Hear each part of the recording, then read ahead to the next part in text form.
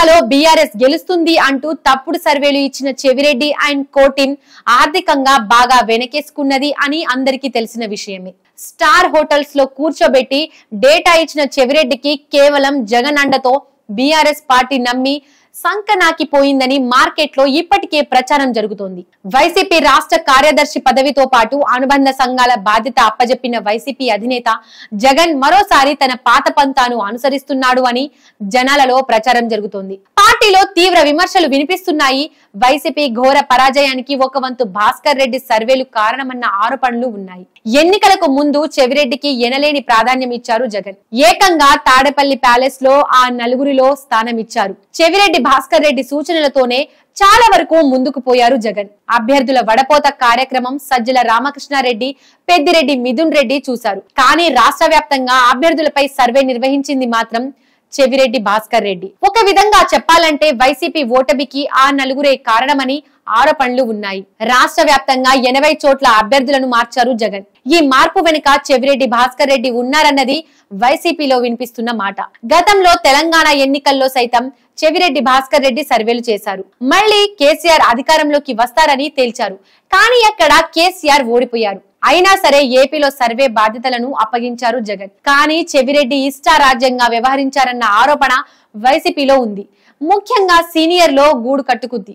పార్టీని నష్టపరిచిన చెవిరెడ్డి భాస్కర్ రెడ్డి తెచ్చి రాష్ట్ర స్థాయి పదవి ఇవ్వడం ఏంటి అన్న ప్రశ్న పార్టీలో వినిపిస్తోంది. రాయలసీమ నుంచి నేతలను తెప్పించి తమపై పెత్తనం చేయిస్తే సహించేది లేదని వైసీపీలో సీనియర్లు తెగేసి చెబుతున్నారు. చెవిరెడ్డి భాస్కర్ రెడ్డి నియామకాన్ని చాలా మంది వ్యతిరేకించారు. ఆయనకు అప్గ్రేడ్ చేయడం ఏంటనే ప్రశ్న వినిపిస్తోంది. ఆయన వల్లే పార్టీకి ఇబ్బందికర పరిస్థితులు వచ్చాయని, అటువంటి వ్యక్తిని తీసుకువచ్చి మళ్లీ పగ్గాలు అప్పగించడం ఏంటని నేతలు లోలోన రగిలిపోతున్నారు. వైసీపీకి ఓటమి ఎదురు కావడానికి చెవిరెడ్డి భాస్కర్ రెడ్డి ఒక ప్రధాన కారణమన్న ఆరోపణ వైసీపీలో ఉంది. ఆయన ఒక పెద్ద యంత్రాంగాన్ని ఏర్పాటు చేసుకుని రాష్ట్ర స్థాయిలో సర్వేలు చేసి అభ్యర్థుల మార్పు విషయంలో అధినేత జగన్ కు రాంగ్ ఫీడ్బ్యాక్ ఇచ్చారన్నది ప్రధాన ఆరోపణ. కేవలం అధినేత మెప్పు కోసమే పార్టీని నష్టపరిచారని నేతలు ఆరోపిస్తున్నారు. ఆ నలుగురిలో ఒకరైన చెవిరెడ్డికి మరోసారి ప్రాధాన్యం ఇవ్వడం మాత్రం వైసీపీలో మింగుడు పడని విషయం. కష్టాల్లో ఉన్న పార్టీని మరింత కష్టాల్లో నెట్టేందుకు ఆయనకు పగ్గాలు ఇచ్చారని నేతలు బహాటంగానే వ్యాఖ్యానిస్తున్నారు. జగన్మోహన్ రెడ్డి క్యాంప్ ఆఫీస్ లో సాక్షాత్తు కలియుగ దేవుడు వెంకటేశ్వర స్వామి సెట్టింగ్ వేసి దేవుడి దగ్గరకు జనాలు వచ్చిపోతారు. దేవుడిని తెచ్చి సెట్టింగ్ వేసి జగన్ దంపతుల అభిమానాన్ని చొరగొన్న చెవిరెడ్డి భాస్కర్ రెడ్డికి కార్యదర్శి పదవి ఏంటి? వైసీపీలో జగన్ తర్వాత నెంబర్ 2 స్థానం ఇచ్చిన ఆశ్చర్యం లేదు అంటూ పెదవి విరుస్తున్నారు.